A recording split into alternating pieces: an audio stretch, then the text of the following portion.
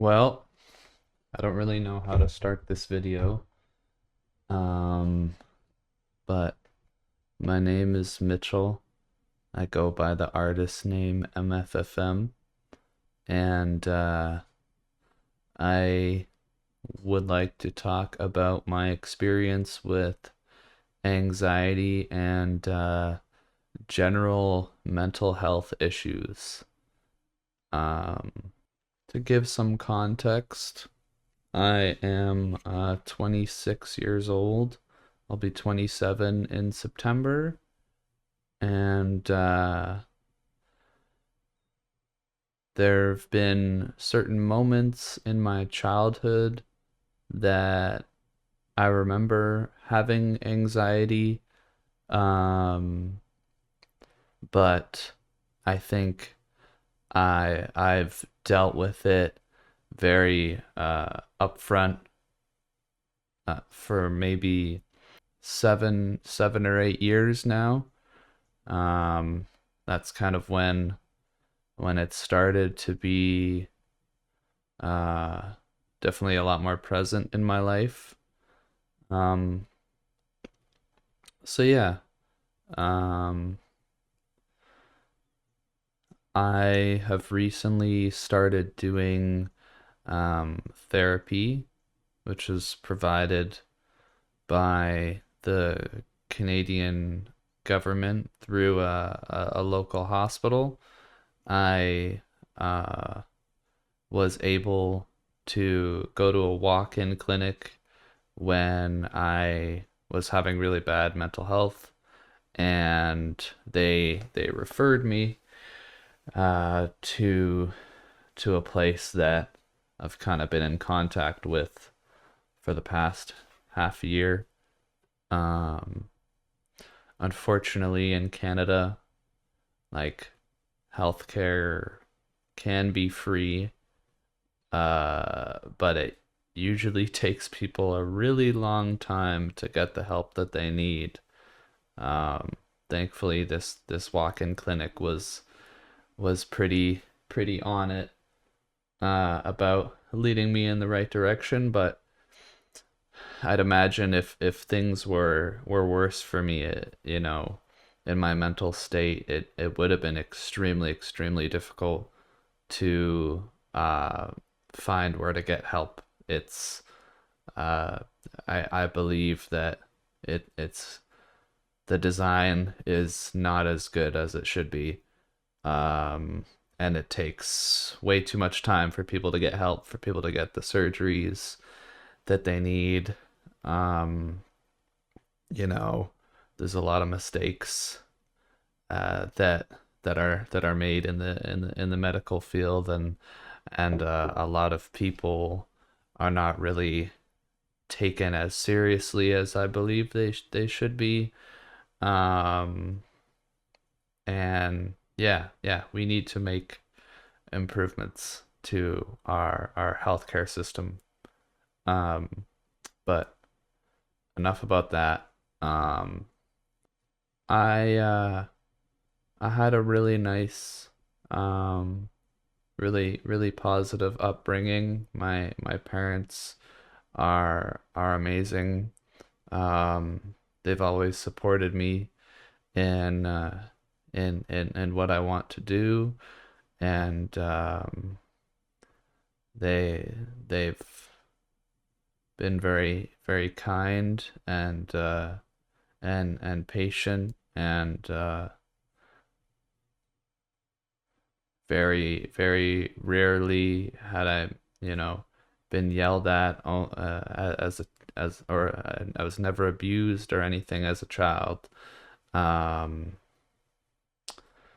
the only times where my parents would get genuinely angry or would yell at me or anything, it was when I would do something really stupid, like playing with water and electricity as like a 5-year old. My dad uh got extremely mad at me, and that's, obviously for a good reason. You need to remember not to to do something that's going to kill you. Um, but yeah, yeah, the first instance of real panic that I could remember is I'm allergic to nuts, and my family, when I was maybe 10 or 11, we went on a a trip to New York, and um and during that trip we went to a mall that had a bakery in it, and that I wanted to get a cookie, as a kid. And um, I told my dad and I told the lady at the bakery, hey, I have a nut allergy, whatever cookies don't have nuts in them, I'll take one of those. And the first time she handed me, you know, a cookie that had nuts in it. I don't think her either. I don't remember exactly, but either she was just very zoned out, or like her English wasn't very good, so she misinterpreted thinking that I wanted a cookie with nuts in it.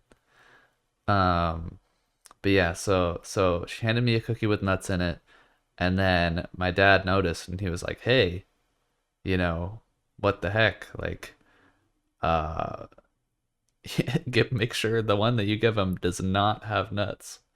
So we give it back, and then she handed us another cookie with nuts in it, and I went to go take a bite before my dad noticed again. Uh, so that, as a kid, really freaked me out about the idea of uh accidentally eating something that would harm me. And yeah, it sounds really silly looking back at it, but as a child, like, that really freaked me out, and I had to go outside of the mall and pace around and get air for maybe like half an hour. I felt really nauseous, and I felt really, unsafe. There was that feeling of impending doom. Um, and that was the first memory, I think, where I really had a panic attack. Um, and then there was another time when I was in grade 9 where um I was at this like school party dance thing. Um, and I left my drink, like I just had a cup of water, and I left it on a table, and I went to go to the washroom. And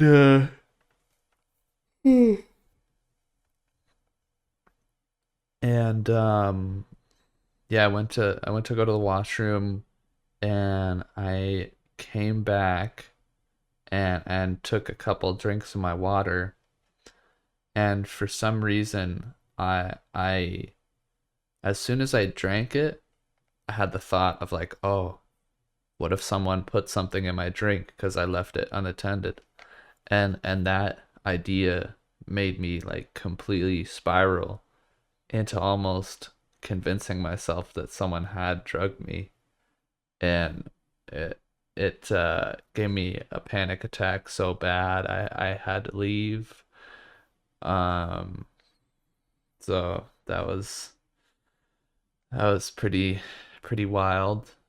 Um, so those are like my two experiences that I can remember being a lot younger and feeling that sense of panic. But those are, those times are very spaced out. It was like a one-time occurrence. Other than that, I started smoking weed really young, like around 13 years old.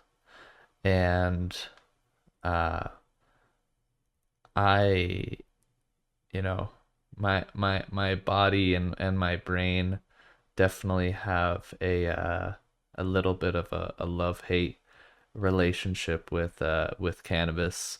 Um, I personally think that it helps me out in a lot of ways, but growing up, I had a friend who in the summer I would hang out in his garage, and we would, smoke joints and just like listen to music and go skateboarding and just like adventure kind of on like skateboard or bike around our town.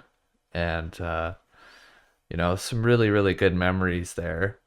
But uh I remember there were a few times, um someone who has asthma, where I would be I would smoke a little bit too much, and my lungs would start to hurt, and it would be like a little bit hard to breathe.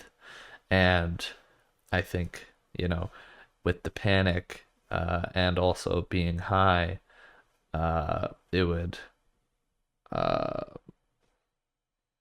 accentuate, I think is the right word. It would accentuate those feelings. And yeah, I would feel like I couldn't breathe properly, and that would really freak me out.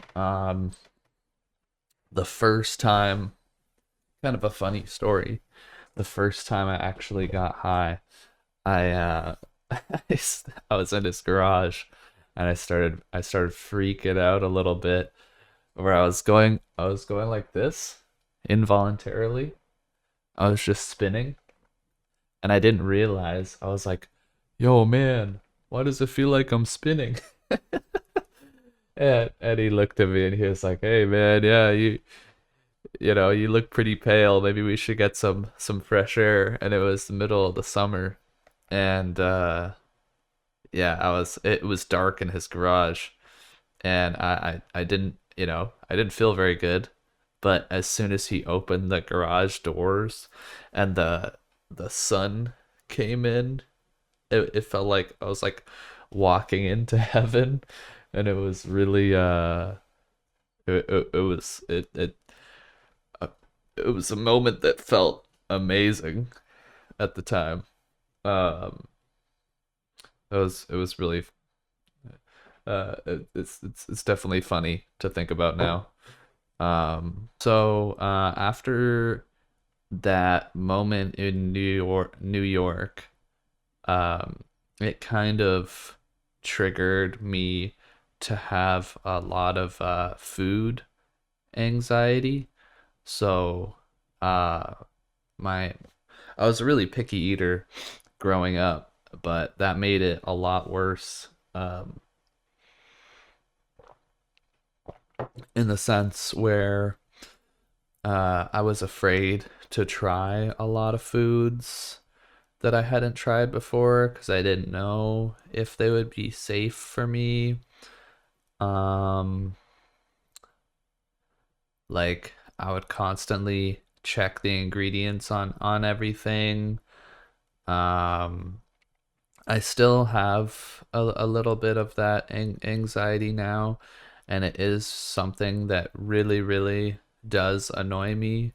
Where, you know, I'll go to a coffee shop or something, and they'll have like peanut butter sandwiches. I'm like, oh well, I guess I'm never eating here, or like even getting a drink there because it doesn't make me feel comfortable. Um, or like if I'm at someone else's house, I try not to make it too obvious, but I'm like pretty pretty aware of like the like if I know that they use nuts, if I know that they like eat nuts, I'll be making sure that things are clean and like there's no cross contamination, and the ingredients that they're using, like you'd be surprised what may contain peanuts or nuts in general. So I'll have to make sure that every single ingredient that's being put into what they're making me is safe, which is really annoying and like can be kind of awkward, especially like I it is really nice when people offer to cook for you, and I don't want to be a bother, but it's definitely something that I'm like constantly thinking about if I'm not the one who's cooking. Um, so yeah, that moment definitely um caused me to have some food anxiety. It was really bad for the like following years after the time in New York, but then it subsided. Mm. Funny enough, it actually kind of subsided when I started smoking weed at like 13. Um, I think that helped me to like break out of that food anxiety, like the major episode of food anxiety as a kid. Um, but yeah, definitely something I still struggle with now. Like, Chinese and Thai food. I'll never go out to eat that because I, um, I, it's so common to use nuts. Um, so I avoid it. I avoid going near places like Five Guys where they cook with peanut oil.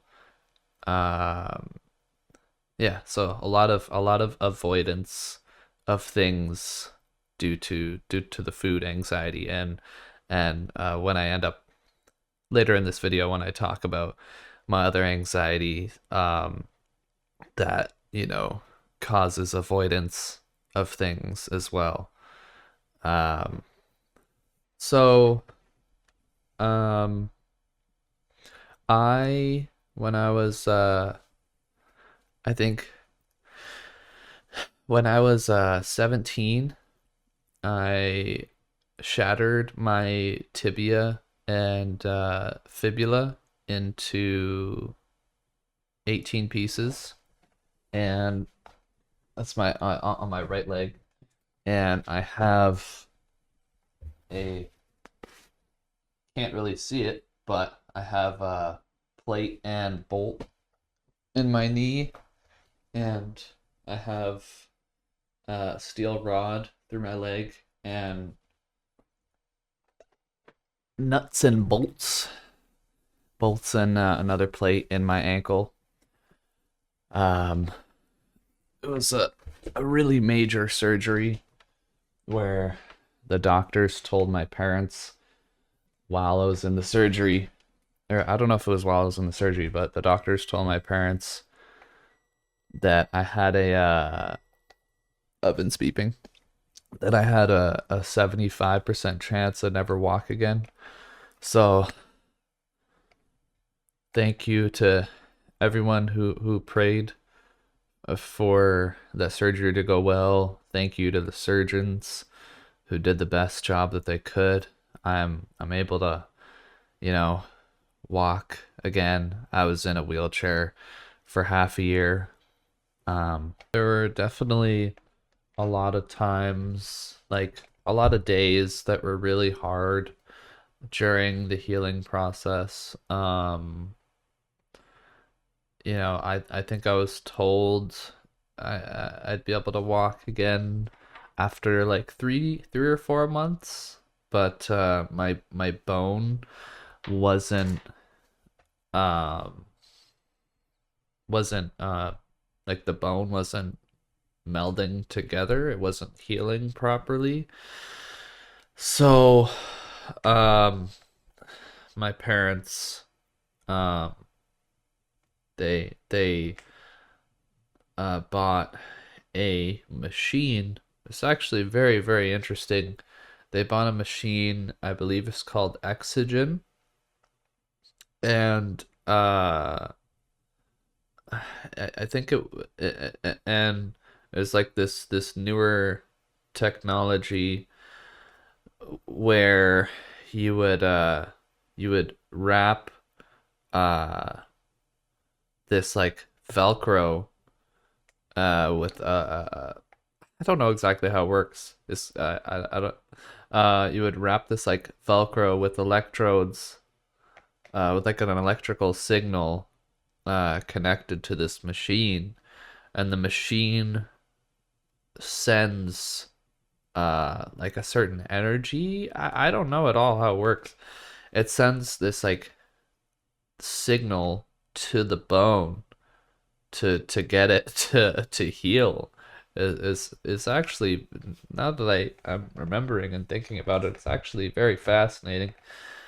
Um, so uh yeah, you would put this like this gel that was used, or you put the like the same gel that's used for when I can't think of any words right now, but when a woman is pregnant and they're having the on the screen, they're having the view of the baby, that same gel that they put on you, and they kind of look at your stomach. It's the same uh gel that would be put on my leg, and then they wrap my leg with the cord that's connected to the machine. And yeah, apparently it ended up working, and my bone finally healed. um but yeah, there are definitely some days there where um I I had almost convinced myself you know, I wasn't able to heal, and I would never, I would never be the same person. I would be in a wheelchair all my life. And yeah, there are a few days that are really difficult, but honestly, like mentally, I took the whole process, as hard as it was, really well. And thankfully I had a lot of friends visit me while I was in the hospital and when I was at home. I appreciate everyone that came and saw me, and I appreciate everything that my family, my brother, um, did. Um, I think it's unfortunate. I To my brother, I'm not gonna say your name, but it's not your fault that my leg broke. It's not your fault at all. It's my fault 100%. He felt, I know he felt some guilt because that day I actually didn't really want to go skateboarding, but he convinced me to go skateboarding, and then that's the day I broke my leg. And he feels bad for, kind of getting me to go, but it could have happened on any day. Um, and he actually ended up breaking his leg as well from skateboarding. And you know, I'm sorry to laugh, but it's just kind of funny that we both, like, I broke my right leg, I think he broke his left leg. Uh and we can laugh about it, and we can uh share that uh that process of healing from something so crazy together. We both know what it's like to go through that. But yeah, that was a rough time, but it wasn't the worst. Like I was seeing friends. I Once I was on crutches, I went out a couple times. I went to like little get-togethers on my crutches and things like that. I ended up going back to school because I was in high school at the time. I was 17, and I I was able to go to some classes, but I missed out on so much school, and I was so out of it from just, I guess, how exhausting healing was, and the drugs that they gave me, that I had to take uh, a extra half year of high school. So I didn't finish the 1.5 year while I was healing. So I took a half year to get all my credits. Um, and then I took a year off um after high school. Now, this is the moment, this is the time where my anxiety really, really got to be at its worst. This is so far in my life, pray to God, knock on wood, that this is the worst it will ever be. Um, but so uh I uh I was born with with my jaw at the bottom, like I was born with a underbite. So my bottom teeth were like way more forward, and my jaw was too small for my teeth. So I had uh braces. First I had an expander at like the top of my mouth to expand my jaw, and that worked a little bit to help. And I had braces. I had braces for like 7 or 8 years. Um, no, no, I had braces for like, because I had braces in grade. I started having braces in like grade 7 or 8, and yeah, so I maybe had braces for like 6 or 7 years, and didn't work as well to expand my jaw and to fix my teeth. Um, so yeah, I and the doctors, or like the dentists and slash doctors, that would look at my jaw would say, hey, if you don't get this fixed later in life, you're gonna have TMJ. You're gonna get headaches, your jaw's gonna hurt a lot. I did have some difficulty eating sometimes, like I'd be only be able to chew with my back teeth sometimes. um so I don't know what it's called, but when I turned 19, I ended up having uh, this really intense surgery where they take your jaw out of your face, your jaw your whole jaw out of your face, and they reshape it and they put it back in. So I had a full, you can't even see anything. you wouldn't know looking at me, but my whole face was reshaped, and uh, I was pretty afraid going into it because, you know, who wouldn't be? Um, but like I had some balls, man. When I was in the hospital, going to have it done, I was in the mood of just like it needs to be done. Let's just get it over with. So I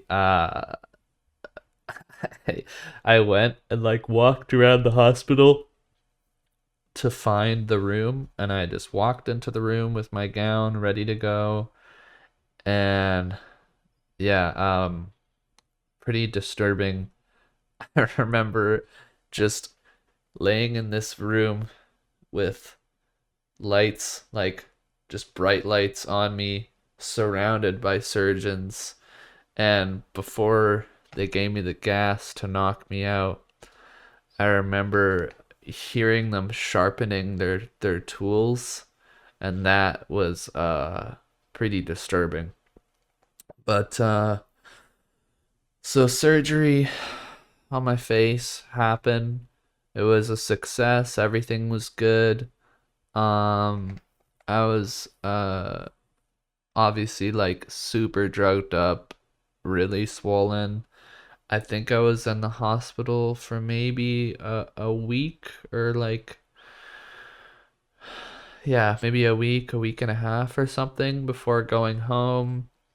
Um, Thankfully, I didn't I quit my job that I had at the time, 'cause I was, I knew that it was gonna take a long time for me to heal, and they weren't offering me a a respectable amount of time off, so I just said screw it, I'm quitting.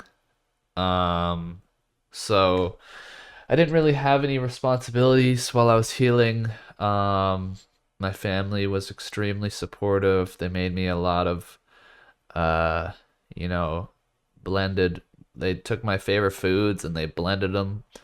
I couldn't actually uh drink, like I couldn't drink anything for like a day or something. Um and yeah, all I could have for the first week was just like was just straight liquids, and then the second or third week I could start to have blended foods. So I just had blended food for like, you know, maybe 4 weeks or so. And yeah, that was really difficult. There were definitely a lot of tears that were shed during the time, but there was the time that I will say was my first really really serious terrible panic attack. Was I don't know what caused it. I don't know if it was just the trauma, and my body had been through too much physically for my mind to take it. I don't know if it was the drugs, like the codeine that I was prescribed. I don't think I'll ever know what made me feel this way for the first time, and what flipped that switch for me just to be very mentally unwell. It really um, felt like a switch had happened in my brain, and it something broke inside. Um, but I really needed to go to the washroom, and I went to go stand up. I I got up, everything was fine. I was walking through the hall, and all of a sudden, I just had this uh, flash of heat through my body. And then immediately after feeling extremely hot, I felt extremely cold, like all the blood had stopped flowing throughout my body, and it started feeling like I was having a heart attack. Um, like my heart just hurt and it was beating super fast. I felt like I was gonna fall down, like I felt like I was just straight up gonna die. My Even though my mouth was like wired shut, I couldn't stop just like shaking, and my teeth were chattering uh a lot, and that was even more stress because it was like I knew that I couldn't move my mouth because I was gonna damage, there was so much invasive things that happened to my face that I knew I shouldn't move it, but I couldn't stop. Um, and just for the next like 3 hours, I felt just these waves of impending doom, and I was just convinced I was gonna die, convinced, I was having a heart attack. Yeah, the room was spinning, my heart hurt, and it was racing. I was like out of breath. I was extremely cold. Um, just the, any symptom of like 10 out of 10 bad panic attack that you look up when you Google what is a panic attack, that was happening. So that was extremely terrible. Um, and from that day, for like, you know, on and off for maybe uh 2 years, I would have those panic attacks, and it wouldn't even be anything that would set it off that I can pinpoint. It would just be, I would be out or I would be inside, and uh I would just feel like I was dying. Um it's it's a blessing I'm still here, to be honest. There's a lot of days where I didn't think I was gonna make it to 26 years old. I'm very blessed to have made it to 26. Um, but yeah, there was definitely a lot of times where I straight up just thought I was gonna die young. Um, so uh, when I was 20, I ended up going to music, next year. Once I was all healed up from the jaw surgery, um, I I went to a music college, and that was very, very good for my mental health because I was able to be in a place where everyone had similar goals and what they wanted to do in life. Everyone there loved making music, loved music.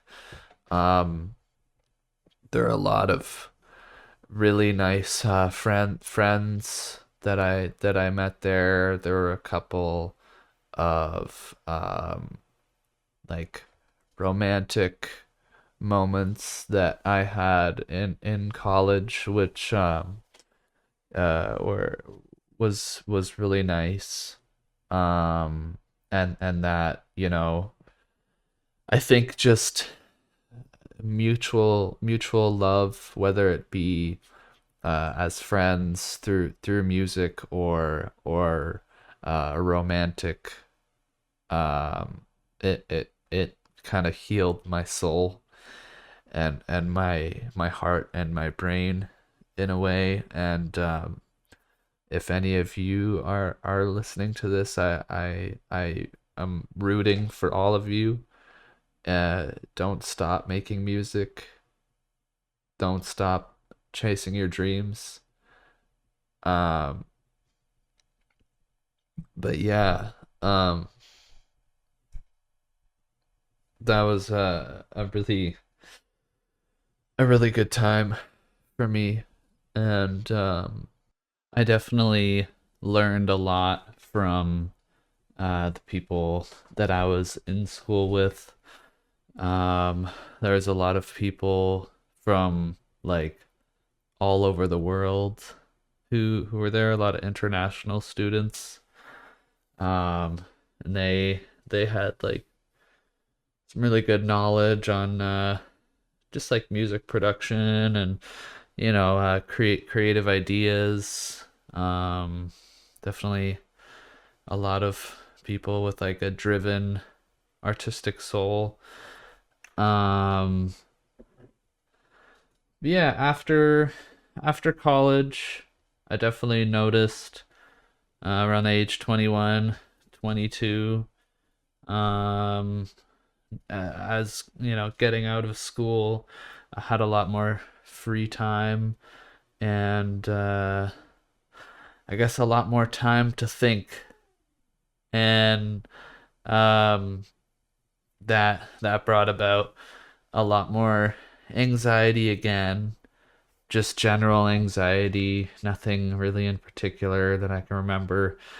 Um, I do remember like earlier on in my life, I'm not saying things exactly chronological in my life in this video because I keep thinking of past um things that have happened. I remember there was one one summer where my asthma was so bad I didn't know like this is gonna sound crazy, but I started to wonder if there was just something in the air, like something that was put in the air that was making it so bad. I do have a lot of, I said I'm allergic to peanuts, but I also have like a lot of seasonal allergies along with the asthma.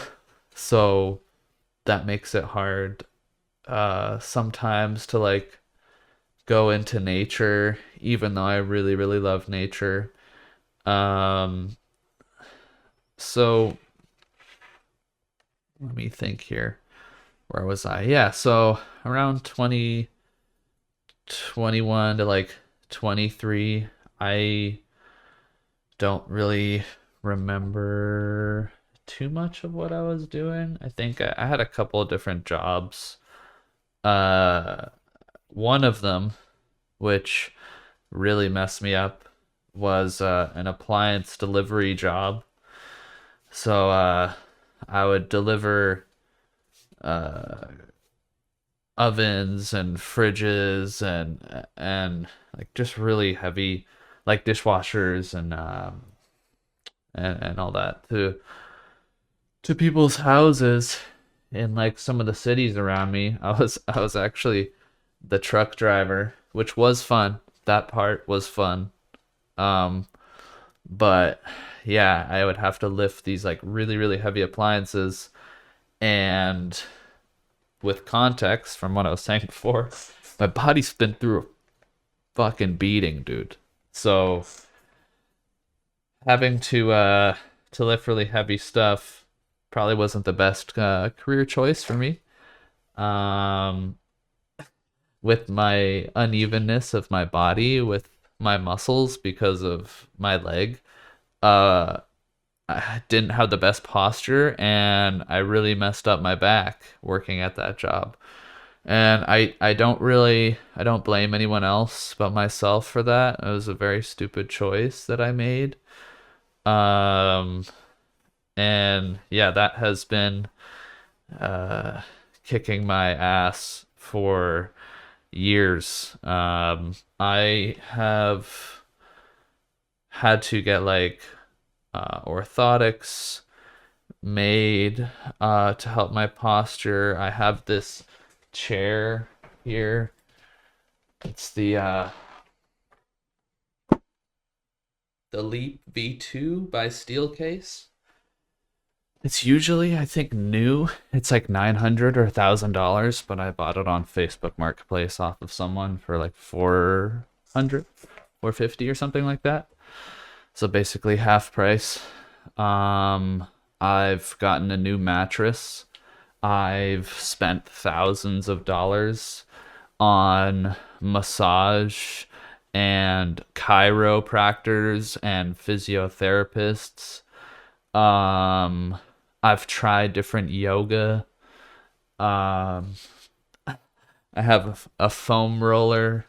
I've been going to the gym recently. You know, I have done so many things to try and get help and to fix myself. And one of my problems is a difficulty committing to things that are hard. Um, I'm someone with a lot of ideas, and I don't always execute them the best or the most thought through. Uh, I just I'm just a big thinker. Um, I do think I've accomplished some pretty cool things like artistically, and could I have probably done them better? Yeah, probably, but um, I need to care for my mental health and my well-being and my friends' well-beings. Uh, and life is you need a good balance to be okay. And yeah, yeah. I forget what I was talking about. I keep going off on tangents. Um, yeah, so messed up my back at the appliance job. Uh, and then COVID happened. So, yeah, COVID happened when I think I was 22. Yeah. Was it COVID and then the appliance job? Yeah, I think I must have just been working for my dad. I don't know. Sometimes those years are a blur. But anyways, COVID happened. Um, I COVID was really shitty in certain aspects. For me, I know it was universally terrible. Millions and millions of people died. Um, because of uh just ignorance all across the board. Um, I'm not gonna try and uh, have a disagreement or argue with anyone about that time. It's not worth my time. It's not worth your time. I have my opinion. You have yours. Um, but yeah, there's definitely like a lot of stressful moments during the lockdown. Um, especially with my awareness to like health risks and all that. It kind of, I think, for people with any mental health issues, that point in time was really like a double down. I know a lot of people were sad they couldn't see their friends. Some people were living alone. Some people got sick and they didn't have anyone to take care of them. I thankfully was still with my parents, and you know, we all try to do our best to hold it down. And we're all still here, thank God. Um, but honestly, I'm very blessed to have been in the position I was during quarantine because if I can switch between an introvert and an extrovert, I think pretty well. Um, and I was fine with just staying home. I played a lot of video games. I made a lot of music. Um, I discovered Discord, so I would just chat with people from all around the world and listen to their experiences and join some like music production servers, and learned a lot about music production and just I don't know, a lot of things. I did like a live over the net performance of my music on one of my birthdays. I had like some people get together on a Discord chat for my birthday, and that was a really nice moment. Um, yeah, and then I don't know how to wrap this up because it's like the present is now, and I don't have the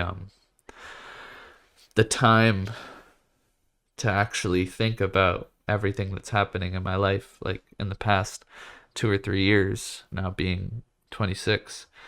Um, but I've definitely had my recent struggles with anxiety, even to be honest, just making this video and remembering traumatic things is a little bit triggering. Um, but I'm definitely doing a lot better. I actually, so during COVID, I met my girlfriend who I'm living with, my girlfriend of almost 5 years now. She's amazing. Um, she's been there for me a lot through a lot of my mental health problems, and she's helped me out just immensely and in a lot of other ways. And she's a very kind and loving person, and I'm very lucky to have her. But yeah, so I moved to a new city. Um, and well, we moved to a new city, and there's a lot more to do artistically here. Um, and and there's a lot of younger people here, and there's just a lot to do. And it's a beautiful city. Kind of has a bad rep in a way, but there's a lot of humanity here. There's a lot of struggle for sure. Um, and I think it makes people more human, and I think struggle can, in a sense, bring about community, and the community can be really beautiful here. So I'm grateful to live where I live. I'm grateful that there's not a war happening, and we all have access to fresh food and water. Um, it's a beautiful sunny day outside. And there's lots of big trees around me, which is really nice. Um, yeah. Yeah, I missed talking about working at a music store, but I think I want to save that for another day. Um, this has been kind of a sporadic video, so I apologize for the listening experience if it's a little strange. Um, I apologize for trauma dumping, but if you clicked onto this video, that's kind of what you clicked. So uh